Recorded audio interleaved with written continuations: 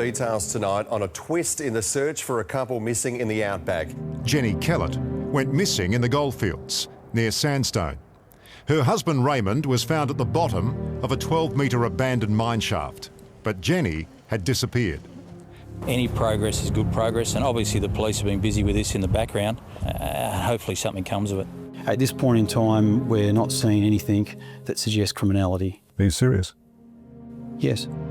We've only got one side of the story. We find Jennie, we will find out what happened. It just doesn't happen out here.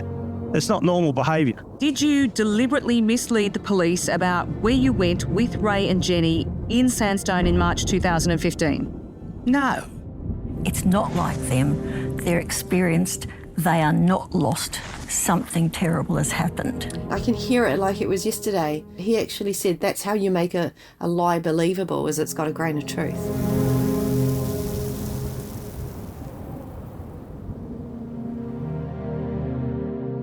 Welcome to Some Kind of Closure, a podcast series focused on unsolved missing persons cases. Around 38,000 people are reported missing each year in Australia. Thankfully, most of these cases are resolved. In this series, however, we'll be focusing on the small percentage of cases that remain unsolved over several years. We'll explore the complexities and impact on the families involved, who at the end of the day are desperate for some answers and ultimately some kind of closure. Please be aware that this show deals with some distressing themes and may include content and language that some listeners will find distressing. In Season 1 of Some Kind of Closure, we'll be focusing on the perplexing case of missing campers Ray and Jennie Kehlet, who never returned from a prospecting trip they took to a remote region of Western Australia in March of 2015. A decade is a painfully long time to be living with the unknown, and it's my hope that this series will help shine a light on this case and open up conversations that will ultimately lead to some clarity and justice for Ray and Jennie's family. After a long drive home from the campsite at Bellchambers, Graham Milne arrived back at home in Medina, south of Perth, just after 8 p.m. on the evening of March 22nd, 2015. Within 2 days, he was back at work at the Cloudbreak mine. Meanwhile, at the campsite, a troubling picture was beginning to take shape. In the 6 days between Graham's departure and the arrival of Ray and Jennie's dog Ella in Sandstone, a series of unsettling events unfolded around the area where the group had been camping. On March 22nd, after Milne had left the camp, two prospectors, Greg Ella and Fred Roberts, came across the Kellet's campsite and vehicles. Ella was unrestrained, seemingly standing guard, and made it clear she wasn't shy about protecting the site. Here's how Greg described the scene, in his own words, during an interview on the WA Police podcast, Cold Case. We'd turned left off the Painsvine Road. We were just driving slowly, but about a kilometre in or whatever it might have been. And yeah, we spotted the campsite slightly to our right. So instead of travelling on any further on the track, we pulled in towards the camp, stopped 50, 60 metres in front of it. I hopped out of my vehicle. We were in two troop carriers. My buddy Fred was following me in his. I hopped out to go and talk to him to say, well, what do we do now? There's someone already here. And as soon as I got out of the car, I noticed his dog barking. And it was quite a big dog. It was unrestrained. I did view the camp, but not in great detail because my focus is on this big dog barking. Fred didn't get out of his vehicle for good reason. I went to his window. The whole time just kept my focus on the dog. We discussed what we're going to do. We thought, let's leave. Someone's already here. So a few minutes later, we departed. In that time, I did notice it was a dark four-wheel drive vehicle, a camp that was set up with an awning. There was a trailer, which is obviously for a quad bike. There was no quad bike there, but it had a ramp and a cage trailer with nothing else in it. So presumed it was for a quad bike, because it's quite a common thing for prospectors to carry out there. To me, the dog seemed to be doing a very good job of protecting the camp. Didn't move, but it was certainly barking. To me, I thought, well, a well-trained dog would sit there and not going to let anyone approach the camp. Bit of a growl as well, but mainly barking. And her message to us was, that's far enough, and you stay there and I'm happy here. That's what I read and that's what we did.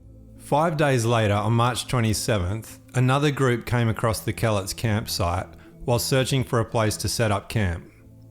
Robert Blair and Trevor Richards drove past and noticed a dog sitting quietly near Ray's vehicle. Unlike Greg's earlier encounter, Ella seemed unbothered by the visitors and was no doubt exhausted, hungry and thirsty. Assuming the campers were out prospecting, the men moved on and set up camp north of the Kehlet site, in a clearing near a cluster of abandoned mine shafts. It was there they noticed something unsettling. A strong, foul odour seemingly coming from one of the shafts. That same week, there were several reported sightings of a dog matching Ella's description along the Painsfine Sandstone Road. A pastoralist saw her on March 22nd, and 2 days later on March 24th, Robert Moss from the Shire of Sandstone also reported a sighting. Taken together with the campsite encounters, these sightings suggest Ella had been wandering back and forth between the camp and the road from March 22nd through to the 27th, which makes what happened next all the more remarkable. The day after Robert Blair's sighting at the campsite, Ella suddenly appeared 30 kilometres north in the town of Sandstone. To this day, no one can explain how she survived that journey, already depleted and exhausted. Carolyn Cramp, who found Ella wandering into the caravan park, believes the dog must have been dropped into town by an unknown person. No, definitely did not walk on that hard ground for 25 kilometres. Someone found her and dropped her off. It's unknown to this day as to how Ella got into town. What is known is that this triggered what would become one of the largest land searches in West Australian history, and also one of the most perplexing and frustrating for all involved. It's a race against time tonight to find a missing couple who disappeared in the outback 2 weeks ago. There are growing fears for Jennie and Raymond Kehlet. They've located an abandoned campsite and vehicles, but there's no further trace. 700 square kilometres of remote, harsh terrain in WA's outback. This is the search zone for rescue crews desperately trying to find Jennie and Raymond Kehlet. For everyone involved, very frustrating. The amount of assets we've put into this, you'd expect us to find something, and we haven't.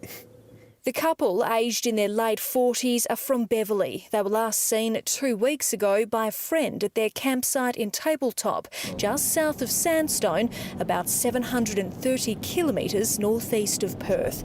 The camp itself appeared like they were very imminently returning and not gone for a long time. Concerns were raised on Monday when their dog was found walking through town alone.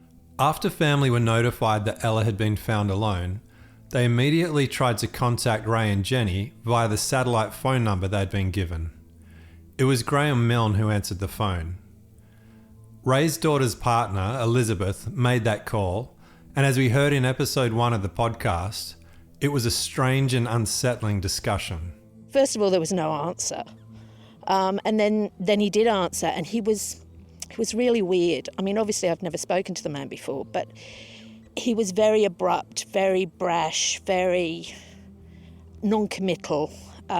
Explained who I was, asked where they were, and he just said, you know, I've got the phone, I'm back in Perth, they're still up there, and pretty much hung up on me. Got off the phone and I'm thinking, okay, I'm ringing the cops. And then I suppose the rest is history. We put in a missing persons report and yeah, that's when the nightmare really started off. So on the 31st of March 2015, the family reported the Kehlets missing to Constable Street and Brock Tucker at Mount Magnet Police Station. As Sandstone didn't have their own police station, Constable Street sought assistance from the Shire of Sandstone in regards to finding the whereabouts of the Kehlets campsite. The Mount Magnet Police also got in contact with Graham Milne, who made a point on this phone call to mention that the Kehlets' dog Ella had been continually chasing wildlife on the trip.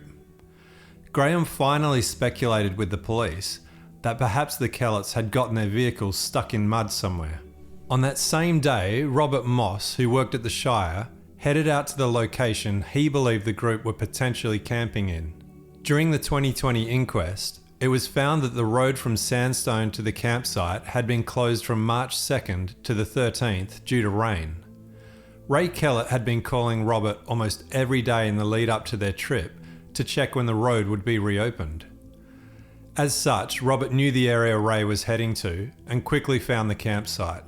Mr. Moss told the Mount Magnet police that the campsite looked like it had been abandoned for some time, and told Constable Street he'd found 2 unsecured firearms in the back of one of the cars. The car was Ray's vehicle, and as well as the guns, Mr. Moss noted several packets of cigarettes strewn across the back seat. This is notable as Ray is a non-smoker. The major concern to Mr. Moss was that one of the firearms was found to be loaded and ready to shoot. Because of the risk of leaving firearms unsecured at the campsite, Constable Street instructed Mr. Moss to remove the 2 rifles from Ray's Land Rover and lock them safely in the Shire office. He also asked Mr. Moss to leave a note on the dashboard of the vehicle with his contact details in the hope that Ray and Jennie would see it when they returned. These firearms would later become a central part of the mystery. And before going further, it's worth pausing to look at Ray's history with guns and why finding a loaded weapon in the back of his vehicle was so extraordinary. Ray's daughter Mel explains. When we were kids and he was still at home, he went to the rifle range every weekend, and that's literally like 300 metres down the road from where we lived. Even for that distance, everything was separated. There was not loaded or any of that. And as soon as he got home, gun straight back in the safe, put away. Like, he was very fastidious about the safety of his firearms. I just don't think he would leave his gun loaded ever. It was only ever loaded right before he was about to shoot the gun. He was very, very careful on firearms safety. Ray's brother Dave further explains. When they found the campsite, there was 2 of Ray's rifles in the back of one of the vehicles. One was open out on the back seat, and it was loaded. And the report is that it was actually loaded to the point, not even just a magazine in the rifle, there was a bullet in the breech. So it was essentially, safety off, trigger, bang, and off you go, which is just unheard of with someone that has even the most basic training in firearm safety. You just don't do that. The inference of that is that there's no way Ray would have done that. I mean, he had 40 plus years of using firearms, not just in the rural sector. He started going to rifle clubs and doing range shooting. So he was part of the Beverley Rifle Range and doing competition shooting. And you can imagine the rules would be much stricter there. So yeah, having that history of both professional and amateur rifle training, then it just did not add up, didn't make sense at all. Did they test for DNA on the guns? Any question that comes up, did they test? We only know what was, so far, I should say, we only know what was delivered at the coronial inquest. We don't know anything after that event, and the DNA testing of the rifles didn't come up at the coronial inquest. You would assume they would. I mean, you would assume that to be a standard procedure when something like that is located. But do we know that they've done it? No, we don't know. In Liam Bartlett's recent Spotlight report, some previously unseen footage was aired from Graham Milne's one and only media interview with Alex Cullen back in 2015. When asked about Ray's guns, Milne responded saying, "No, I don't know about his weapons at all. I don't know whether... I know he carried it when we were on the quads, but as for his habits, he's pretty safety conscious. But I don't know whether it was just a momentary thing that he hasn't unloaded. I don't know." In a future episode, we'll explore further elements of the guns in more detail and focus on a lengthy story Graham Milne shared for the first time during the 2020 coronial inquest. Once the firearms had been removed from the campsite and secured by Robert Moss back in Sandstone, police weighed their options. Because it was a 2-hour drive from Mount Magnet to the campsite, they decided not to travel out that evening. Instead, Mr. Moss was asked to check the campsite again the following morning and report back on whether Ray and Jennie had returned. He returned the morning of April 1st at 8:50 a.m. and informed Constable Street that there'd been no movement at the campsite and that he'd also located a red quad bike approximately 500 metres north of the camp. Constable Street, together with Constable Brock Tucker, left for Sandstone to commence further inquiries. In Sandstone, they met up with Mr. Moss and Mr. Gary Shelgren, who was a prospector who knew the area well and was available to help them. They travelled to the campsite and arrived at midday. The police reported seeing a beige Land Cruiser with a trailer and a black Land Rover with a camper trailer. The campsite was fully set up but was clearly abandoned. Officer Brock Tucker explains in his own words his initial reaction on arriving at the scene in this interview from the WA Police Cold Case podcast. One thing that we noticed straight away is that it appeared that these people looked after their equipment and they invested quite heavily in getting quality equipment. So automatically you're making those assumptions that these people are invested in what they're doing and they look after their equipment. When we went through the campsite and had a bit of a look, we saw a bit of an outdoor kitchen set up and all the rest of it. But in this case, there was food that was left out, fry pans that were left out, knives and forks, and it just appeared as though that the camp had been abandoned. So it just sort of didn't make sense that these people had invested so much money into having really nice equipment and then have just left a large quantity of food out to rot. So from those observations straight away, it appears as though something wasn't quite right. So at this stage, it's literally just us assessing what's been on the ground, and we're basically looking for anything that might be deemed as suspicious, and we're also trying to identify potential criminal offences. So at this stage, we're very much caught between sort of two sort of policing worlds in that, A, we're looking for signs of welfare in relation to the people that have been missing, and B, we're also taking it into account any type of criminal offences that may or may not have been committed. At this stage, there's no clear pathway in relation to which one we needed to go down, so we're just trying to keep an open mindset as we possibly can, particularly in places like that. If anything could happen, it will happen, so you're deliberately trying to be as open-minded as you possibly can. During this initial visit of the campsite on April 1st, police were assisted by a local prospector who knew the area well, named Gary Shelgren. While investigating the scene, Constable Tucker and Gary came across Robert Blair and Trevor Richards, who'd been camping in the area. The men reported a foul odour coming from one of the nearby mine shafts. Tucker and Gary went to the shaft, where they also noticed the smell. Constable Tucker shone his torch inside but couldn't see anything, and because the entrance was unstable, felt it was unsafe to investigate further at the collar of the mine shaft. As they circled the mound around the shaft, the men noticed the carcass of a rotting kangaroo.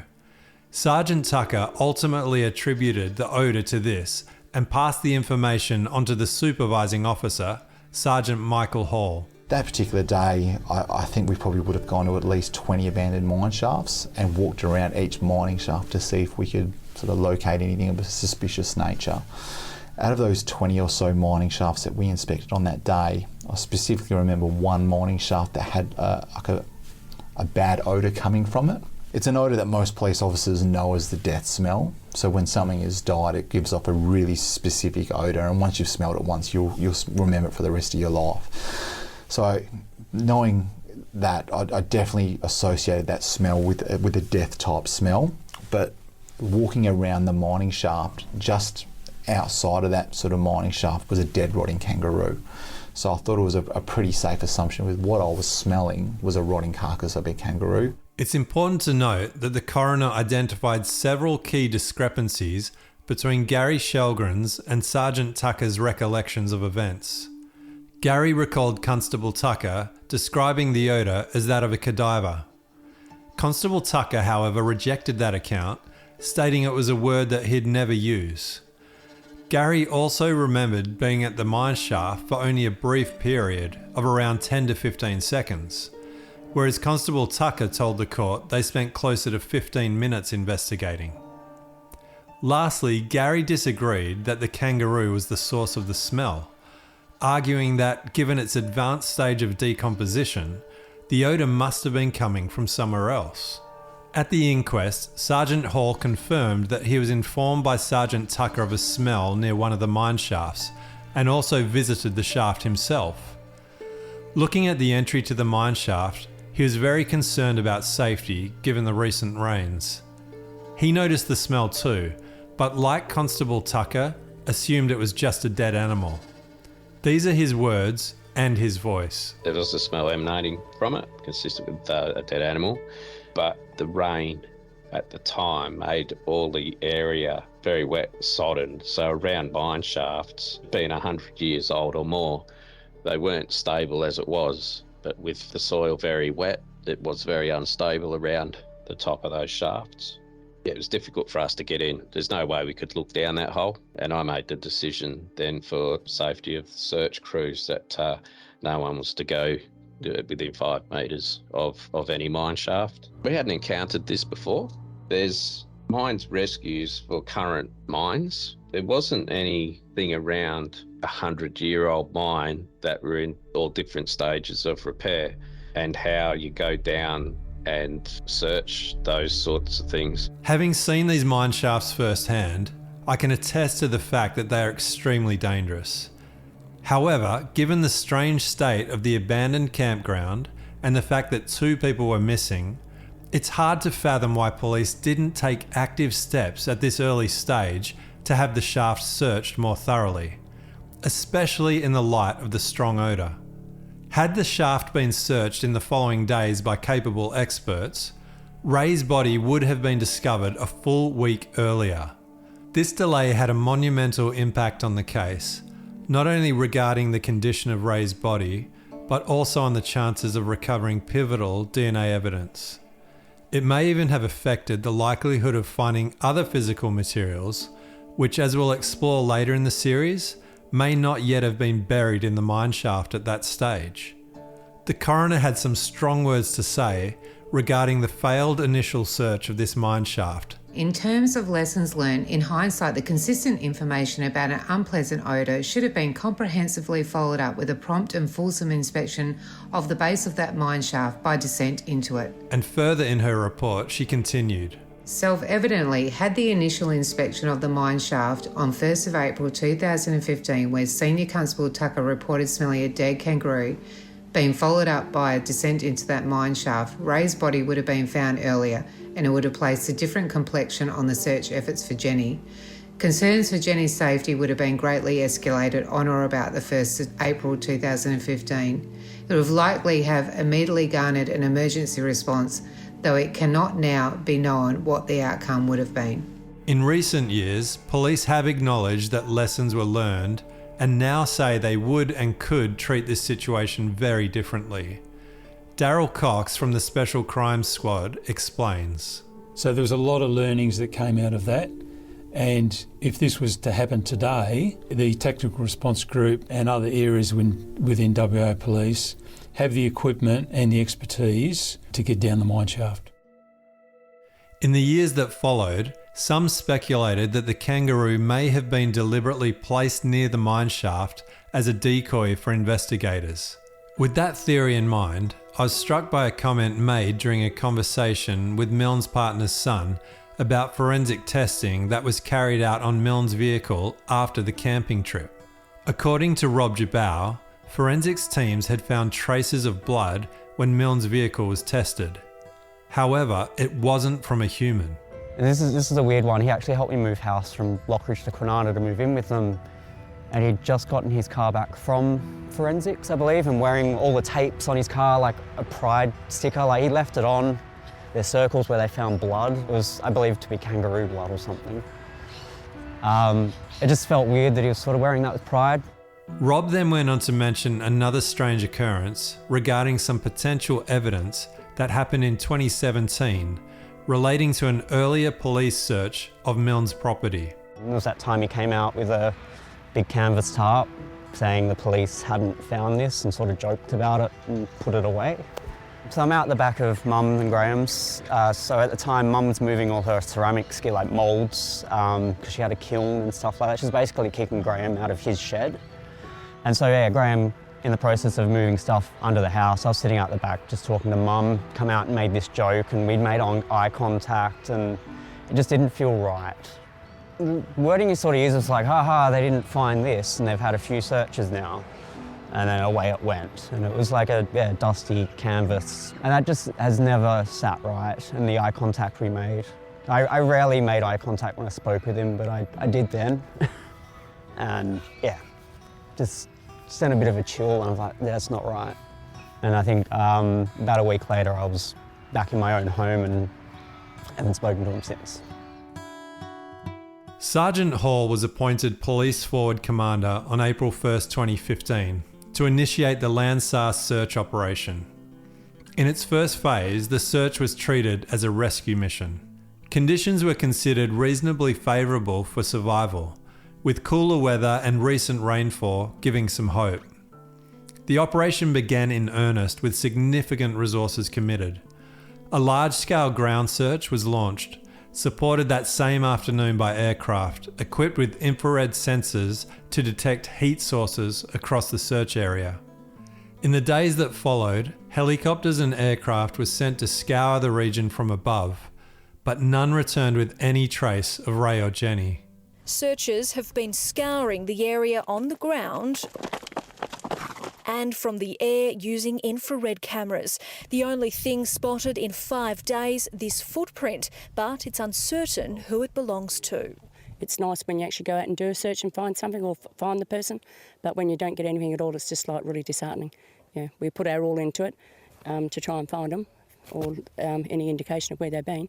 But yeah, it's pretty upsetting. On April 2nd, at Sergeant Hall's request, an SES team from Kalbarri checked the shaft that had been identified with the odour by using a harness to hang over the edge and shine a powerful torch to the bottom.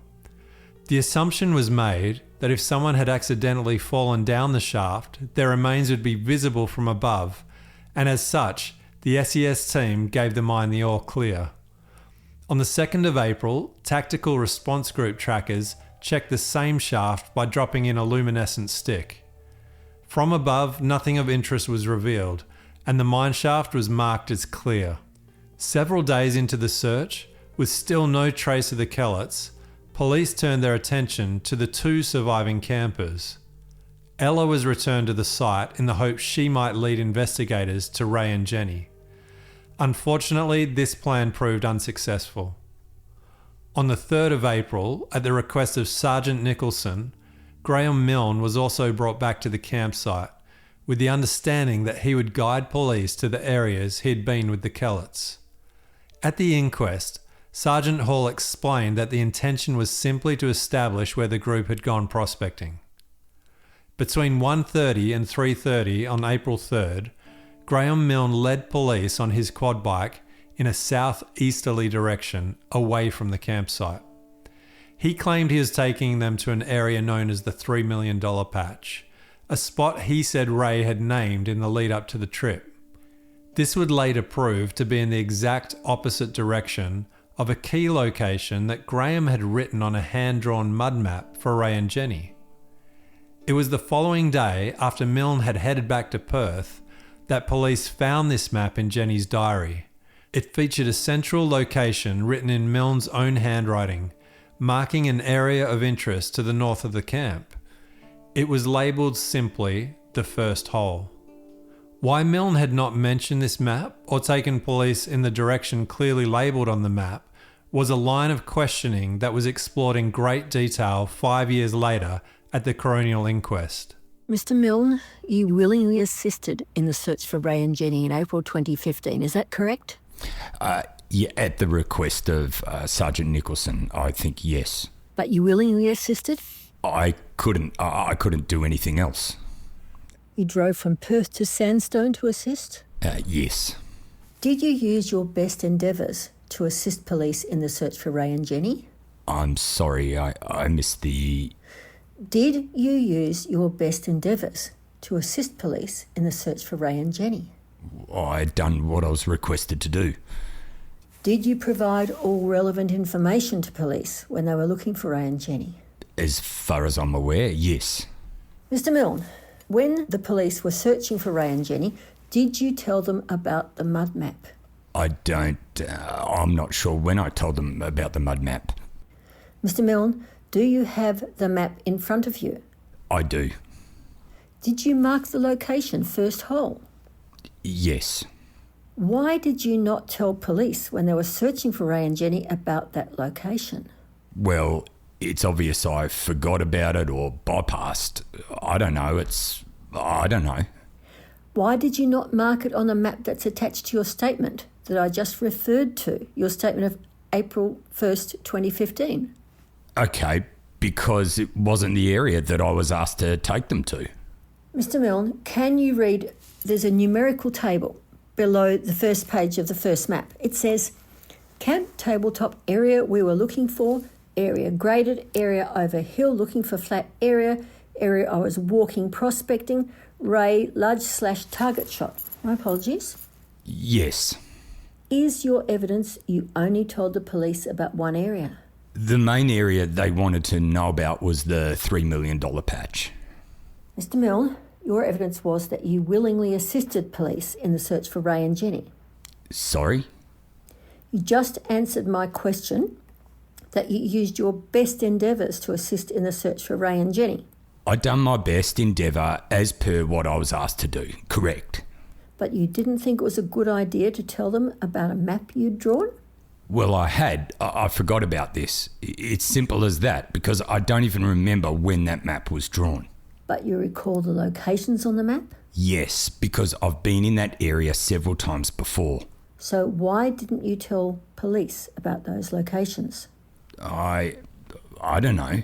They were looking desperately for your friend and you didn't tell them about the locations? Yes, I understand what you're saying, but the area there is so large, and the areas that I had been to, as it's huge. Kiri continued to push Milne and got directly to the point later in her questioning. Mr. Milne, I have to put this to you as part of our case. Did you deliberately mislead the police about where you went with Ray and Jennie in Sandstone in March 2015? No. You told them everywhere you went? Everywhere where I was asked as I was directed. They asked me where the $3 million patch is, how did I get there, how do we get there, what do we do? And that's exactly what I told them and where I took them and where we went. Is your evidence that the police didn't ask you to show them everywhere you went with Ray and Jennie? As you were the last person to see them alive, they wanted to know everywhere that Ray and Jennie went in that area of Sandstone. Well, there's a diagram of where we went. That's not the question I asked, Mr. Milne. I said, did the police ask you to show them everywhere you went with Ray and Jennie in that area in Sandstone as the last person to see them alive? No, they just asked me where we went and how we got to the $3 million patch. Did you not think it was relevant to tell police everywhere you went with Ray and Jennie? I just done what I was asked. Did you not think that with trackers, canine officers, helicopters and fixed-wing aircraft that were looking all over the Sandstone area, you should tell them everywhere you went? Well, at that stage of it, they had done a whole search right up the centre and they were working around the other side as far as I was aware. I mean, it was cleared. Why would you... You were aware, like from Sergeant Hall and Sergeant Nicholson, that you were the last person to see them alive? Last known person, correct. And that you were very important to the search? Yes. And you didn't think it was relevant to tell them everywhere you went? No, I'm sorry, but I'll say it again. I was instructed to show them where we went and how we got towards the $3 million patch, and that is exactly what I've done. As the questions went on, Milne became increasingly vague about the area he referred to as the $3 million patch. Just to clarify, you informed police there was a place Ray was interested in? Correct. Known as a $3 or $1 million patch? Yes. Well, I think it was originally $3 million patch because Ray referred to it as $1 million each, Jen, Ray and myself. So prior to you providing the information about the $3 million patch, did anyone know about it? I never told anybody, and I don't know if Ray and Jen told anybody. But Ray called it a secret squirrel. Did anyone in police know about it prior to you telling a police officer? I don't know. I wouldn't imagine they would have, because Ray named the area. He was the one that actually named it. So you've told police about an area called the $3 million patch that Ray had named? Yes.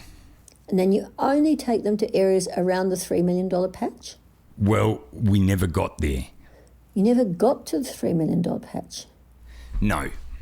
Sorry, not you and Ray going to the $3 million patch. You taking police to the $3 million patch? No, neither of us. Ray and I never got there. And you never went there with police? We never got there, so I still don't know where it is. Keary continued to challenge Milne on the question as to whether he had in fact told police about the mud map. What would you say if I put it to you that Detective Myers found the maps? He may have. That you never told police about the maps? Yes, I did. I mentioned it because I knew there was a map somewhere that Ray had. What would you say if I put to you that the area was extended, the search area was extended because Detective Myers found the maps? Okay, well, so be it. If you've got information I haven't, I'm only going on my memory. So be it. Is your memory, still from your memory, are you saying that you told police about the maps? I mentioned about the mud maps and I was sure Ray had them in a folder of some description. Mr. Milne, do you believe it would have been prudent to tell police about the matters mentioned today in court that you did not tell them in April 2015? Through hindsight, yes. That's all, Your Honour. What happened in the hours after Milne assisted police almost defies belief. In an area already cordoned off to the public, and which in hindsight should have been treated as a crime scene, police allowed the last known person to have seen Ray and Jennie Kehlet alive to camp alone just metres from the abandoned campsite. Meanwhile, officers and search teams were stationed in the town of Sandstone, 30 kilometres to the north. Each evening they would leave the site around 6:30 p.m, not returning until sunrise the following day. This effectively gave Milne complete unsupervised access to the campsite, the mine shafts and the surrounds for a 12-hour window. Was there a reason why you requested to camp overnight at the campsite or near the campsite on the following night? Well, I had nowhere else to go and there was no point in driving all the way back into Sandstone just to have a sleep. I was parked there. It was nice, open area. I asked permission. They gave me permission. Then they had a whole heap of trailers and whatnot there, and he said, got a bit of security. So, yes, that was it. Ray's brother, Dave Kehlet, reflects on this extraordinary situation. So they contacted Milne because he was the last known person to be with Ray and Jennie, and asked him if he'd be okay to come up and assist them, which he did. So he came up on the 3rd of April. And so at that stage, the search team was set up very close to here, just over the back there. So he was with them.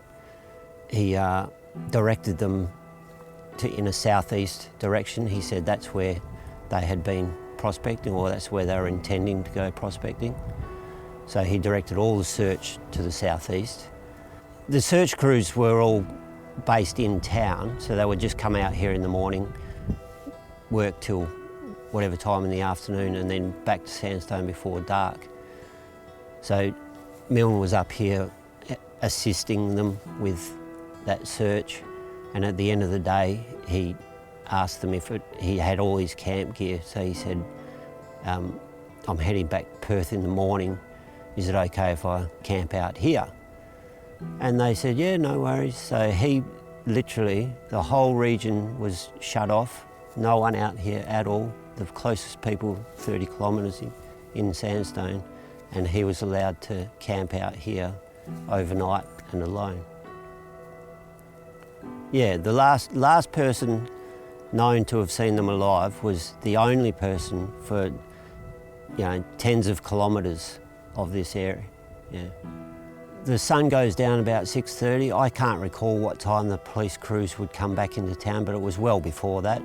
Like I would say by 5:30, 6 p.m. they were all in town, and they'd have their morning meetings early in the morning the next day. So you could safely say he had 14 to 16 hours out here alone. And you can speculate whether he did do anything to cover his tracks. I mean, obviously his DNA was here anyway because he was camped out here. But near the hole, near Ray's mine shaft, they found a small remnants of a fire pit, a very small little fire, just ash and that. And to us, that confirms that he did something, because between when, so he left here on the 22nd of March, and that being the search starting on the 1st of April, in that week between there was about 2 inches of rain came through this region. So a small fire pit to still have ash after those 2 inches of rain, it could only have happened after. And clearly none of the search crews made that fire. So there's only, again, one person that possibly could have done that. Milne left the campsite the following morning of April 4th, and it was later that day that police located the mud map in Jennie's belongings. A simple hand-drawn map whose two key features are the location of the campsite and a location north of the campsite labelled the first hole. When I visited the site in March of this year, Ray's brother Dave explained the mud map while we stood at the first hole location. During this discussion, Dave also touches on another key piece of evidence found at this site that we'll talk about in more detail later in this podcast: the cigarette butts found at the mine shaft. On the 4th of April, they searched Jennie's backpack and they found the mud map, and that had spots. I mean, it is literally, it's not like a geo map or anything, it's just a hand-drawn map. It had a location for the camp, which aligns with where they were camped, the track coming north, which aligns with that, and then it had a circle with first hole on it, and very much aligned with that location.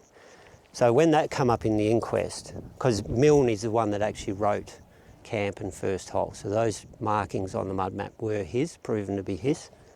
He said that he never came to this hole. He said that the whole location was a set of mine shafts up on the hill there. So when they found the cigarette butts with his DNA on them, or on one of them, they asked him to account for that, and he said, well, we went up to those mine shafts, and when I'm on my quad bike and I smoke, I flick my cigarette butts off. So someone must have, this is his account, one of the search crews must have got his cigarette butt lodged in their boot and somehow deposited it 2 metres away from the opening to that shaft, right near Jennie's 2 cigarette butts. And you can look at that on paper, and you can't say that sounds plausible. When it's got a minuscule plausibility until you come up here and you look at it and you go, what are the chances? Another confounding decision was made the following day on April 5th when Phase 1 of the search concluded. Without any items being forensically tested, the campsite was dismantled, and Jennie's ex-partner Jim Keegan's and their 18-year-old daughter Brittany were instructed by police to take the vehicles and camping gear home. Liam Bartlett spoke to Jim about this on his recent Spotlight report. I drove up with Brittany, the youngest, and her boyfriend at the time. Went into Sandstone. People in town told us where to go, and we drove out, and the police were in the throes of searching the area. I had a chat to the police officer that was in charge at the time, who sort of told us what they were doing. And then he said, we've packed up their gear. It's in a compound in town. You can take that away with you if you like, if you want to take that home. And that was basically that. So we picked up the cars and trailers and everything the next day and drove them back to Perth. Under instruction of WA Police, it was driven away from the crime scene. All the gear that was here, it was taken back to Perth. All of the camp gear was taken back to their property in Beverley and just put in a shed. They didn't come up and actually seize any of that equipment and do proper forensics on it until probably about August or September of 2015. From the outset, Ray and Jennie's families had grave concerns that foul play could have been involved, yet the authorities were practically still treating it as a missing persons case. A text to Graham Milne's partner's son makes this clear. Police were not treating it as a homicide. Okay, here's an interesting bit of a text, and this one's on the 27th of April in 2015. The police called Graham and said they have ruled out homicide with Ray. They also told him when he lands back in Perth not to have his name showing on his work shirt. This has broken Graham. On April 6, Phase 2 of the Landsar search began. As we mentioned in episode 1, it wasn't until April 8th that the shaft, cleared several times despite a foul odour, was finally revealed as the site of Ray Kehlet's body. Around that time, a Channel 9 media crew had arranged to film a rescue reenactment with the Department of Fire and Emergency Services. Senior firefighter Ashley Robert Gasmier was lowered into the shaft and was shocked by what he found. Dave explains. So Channel 9 News convinced them to do a demonstration of how they were clearing the mine shafts. They tied themselves off, draped a tarp over the edge there. You can see it on the footage. He just bounces over. It was so simple. But it wasn't until they were about 8 or 9 metres down that you could see into that stope. So yeah, you can still watch it on YouTube. Unfortunately, you can see the point where he's down there and he calls out 90. 90, very decomposed. You know, and even the guy at the top, you can tell in the video, he's going, "Are you fucking joking? You know, are you serious?" And he goes, "No, 90." And that was it.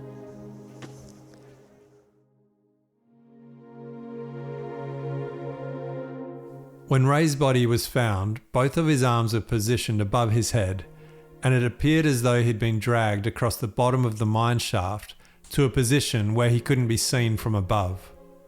Inexplicably, this fact was seemingly not taken into account by authorities, who still insisted on treating the investigation as a missing persons case and not a homicide. Missing persons expert Rick explains why he finds this so perplexing, given that it was a Department of Fire and Emergency Services professional who reported this information. If there's somebody that drags people for training or as a job, I would probably suggest a firefighter or rescue personnel would be those people. The DFS guy that did go down, he did mention that the body appears to be dragged, given the fact that Ray's arms were above his head. So that got fobbed off, and his subject matter expertise just got put by the wayside. The advanced state of decomposition initially prompted the authorities to alert the family and the media that the body couldn't have been that of either Ray or Jennie, but ultimately that would be proved incorrect. Although many opportunities to gather forensic evidence were lost when the campsite was packed up prematurely, the coroner's inquest did highlight several key items that were collected, including crucial DNA evidence. On April 9, the day after Ray's body had been found down the shaft, a TRG officer who assisted with the retrieval of his remains noted several smoked cigarette butts only a few metres from the opening of the mine shaft. The officer said they caught his attention along with the remnants of a small fire. He knew the area had been closed off to the public, and he wondered how and why the remnants of a fire could be there. It was his belief at the time that whoever had made the small fire had also likely left the cigarettes at the scene. As there had been heavy rain just over a week prior to this discovery, the small fire could have only been made from the 31st of March to the 8th of April. Authorities who were searching in the closed-off area certainly weren't starting small fires. But who could have done this and why? there was only one civilian who had access to this area during this time frame. In another confounding turn of events, the cigarettes found on April 9th were not collected for testing by police until almost a month later. On May 7th, 2015, Senior Constable Lee was back at the site conducting further tests on the soil at the base of the mine shaft. It was explained that searching the top of the mine shaft was not a priority in the month prior, as the focus was on retrieving Ray's remains. However, on this second visit, Senior Constable Lee treated the area as a crime scene and had been notified to the potential of some cigarette butts in the vicinity and also the remnants of a small fire near the mine shaft. Of the 3 cigarette butts collected, 2 carried Jennie's DNA, while the third was linked to Graham Milne. Milne insisted during the inquest that he'd never visited this mine shaft on the trip, and certainly never with Jennie, as he claimed she always stayed close to the camp. When questioned, he couldn't explain how cigarette butts containing both of their DNA were found at the site. Later, through his lawyer, Milne argued they must have become lodged in the tread of a searcher's boot and later deposited near the shaft where Ray's body was discovered. Mr. Milne, are you able to explain why your DNA was found on a cigarette butt? I should rephrase that. Why a DNA profile matching you as a single profile was found on a cigarette butt in proximity to a cigarette butt with Jennie's DNA profile found on it? I don't know. Can you offer any explanation for why those cigarette butts were found within proximity of each other near the mine shaft in the photo I showed you a short time ago? I don't know. The cigarette butts weren't the only item that contained Milne's DNA at the mine shaft. At the base of the shaft, between Ray's legs, an item was found containing the DNA profiles of all 3 campers. This item was an empty pump water bottle. In the 2020 coronial inquiry, Milne was questioned about this bottle. 10B, photograph 44. Mr. Milne, this is a water bottle, or a picture of a water bottle, found at the base of the mine shaft with Mr. Kehlet's remains. Are you able to provide any explanation as to why your DNA might have been detected, or at least a profile matching your DNA might have been detected on this water bottle? Yes, because Jen filled those water, the pump pots, pump bottles or whatever they refer to them as prior to going out anywhere, and they were recycled. So your evidence is that you shared water bottles? Well, they were washed, but yes. Are you able to proffer any explanation as to why that water bottle was at the bottom of the mine shaft with Ray Kehlet's remains? Don't know. Of note, the water bottle was clean and empty. How it came to rest at the base of the mine shaft, on top of Ray's body, remains a mystery. If Ray had slipped down accidentally while chasing Ella, as was first suspected, it's unlikely he would have been carrying an empty water bottle at the time. A more plausible explanation is that someone finished drinking from it and then discarded it, either by throwing it in from above or leaving it behind after abseiling into the mine shaft. Whatever the case, the presence of the bottle, together with the cigarette butts, strongly suggests that more than one member of the group was at that hole together. In episode 3, we discussed the missing bedding from Ray and Jennie's rooftop camper. We also noted the concerns of locals who found blood-stained bedding with a bullet hole around the time of Ray and Jennie's disappearance. Any questions relating to this item and potential testing have remained unanswered due to the active and ongoing nature of the police investigation. However, we do know that the pillows that remained in the rooftop tent were tested, with one pillow having a match for both Jennie's and Milne's DNA. Ray's DNA was not detected on the pillow, suggesting he may have never spent a night at the campsite in his own rooftop tent. How Graham Milne's DNA found its way onto that pillowcase is to this day unclear. During the 2020 inquest, the question of the Kehlet's bedding came up, and Graham made a point multiple times to say he did pass some of the bedding up to the Kehlet's while they were setting up camp. He specifically made a point of mentioning a thick blanket he says he passed directly to Jennie. Mr. Milne, just before the break you were referring to setup of camp. I believe you had provided some evidence in relation to the setup of tents. Can you explain where did you sleep during the course of the 3 or 4 days that you were in Sandstone? Next to the my four-wheel drive. And where did Jennie and Ray sleep? In the rooftop tent that they owned. And when they were setting up the rooftop tent, did you assist in that? Yes. And what did you do? Once it got up, I put the poles or the pegs, whatever you want to refer to them as, into for the shades that come out above the windows once they're open. Did you assist them in putting their bedding in the tents? I chucked a heap of stuff up to Jennie that was in there making it up. Yes. What stuff did you chuck up to her? I think there was a blanket and thick blanket. I think that was about it. Sort of a real... And do you consider a blanket to be bedding? Yes. Have you got volume 4, your witness statements, in front of you at the moment, Mr. Milne? Yes. Can I ask you to turn to tab 1D? Can I ask you to turn to paragraph 246? Yes. And in that paragraph, in your statement of April, do you say that Ray and Jennie slept in the rooftop tent and that you only helped put up the tent and they put their bedding in there? I threw it up to them. They done whatever they done with it. And is your evidence that you threw up a blanket and no other bedding? No, not that I recall, no. Just the blanket thing. Do you recall touching their pillows or what they used as pillows? No. Is it possible you touched them? It is a possibility, yes. Later in the inquiry, Milne's lawyer took the time to specifically address the bedding issue, giving Milne the opportunity to explain why his DNA may have been found on a pillow in the Kehlet's rooftop camper.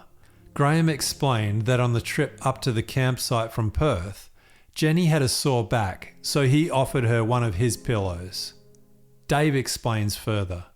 One pillowcase tested was Jennie's DNA, but the second pillowcase had Jennie's DNA and Milne's DNA, so Ray's DNA wasn't on those pillowcases, which is very odd. You know, it's their rooftop tent. Sort of indicates that potentially Ray never managed to have a night in his own rooftop tent on that trip. So again, the master of coming up with alternative realities suggested that it was actually his pillowcase because he lent it to Jennie on the drive up for her bad back, which they came from completely separate directions. The first time they met was in Woburn, and Ray and Jennie clearly had all their own gear and equipment. Why she would feel the need to borrow someone else's pillow at some stage of the trip just defies reason and logic. The Landsar search that began on April 2nd, 2015, stretched across 5 phases that year. At the time, it was described as one of the largest and most expensive land searches ever undertaken in Western Australia. The scale of the outback cannot be overstated. WA is one of the most expansive policing jurisdictions in the world, bringing enormous logistical challenges. Volunteers and government agencies poured in time, effort and resources, and the family remained deeply grateful for the commitment of so many people over so many months. Coroner Fogliani also acknowledged the enormous effort put in by so many. A significant, well-planned and well-resourced land search and rescue operation. The dedication and tenaciousness of the officers involved ought not to be underestimated. Missing persons expert Rick acknowledges the effort of the search teams, but also laments the many missed opportunities as well. The search and rescue phase, the land search phase, was conducted to probably what I would suggest would be a good standard. However, there were missed opportunities, and that's probably the biggest one, was the fact that it wasn't investigated parallel as a homicide at the same time. One of the limitations with that may have been the area, the remoteness, being 7-hour drive from Perth. I'm not too. Geraldton would be probably the closest homicide detective squad. And when you've got a missing persons case with firearms that were located in the vehicles, I think that potentially should have been a prompt to at least get a crime scene established to rule out or potentially rule in. If they had been investigated as a homicide to start with, they may have ruled that in within the first couple of days, going by some of the firearms and the evidence of two people missing and essentially 2 rounds missing from Ray's ammunition. The narrow focus of investigators from the outset created a form of tunnel vision that had devastating, long-lasting effects. The case continued to be treated as a missing persons search rather than a homicide until late July 2015, when Dr. Mark Reynolds issued a memo urging Major Crime to see it differently. By then, 4 critical months had passed, opportunities were lost, and lessons were learned. Yet for Ray and Jennie's families, who had sensed foul play from the very beginning, those lessons offer little consolation. So all those factors, the DFS guys, evidence that it appeared to Ray to have been moved, they've got a mud map which indicates the first hole location, they've got cigarette butts, all that stuff within the first month, and it still didn't get pushed forward. Still missing persons case for another 2 or 3 months. It doesn't make any sense. You know, they always say it's the most expensive, exhaustive search in WA history. Well, if they've saved a bit of money on the missing person search, they could have saved millions, potentially, by flicking the switch early to homicide.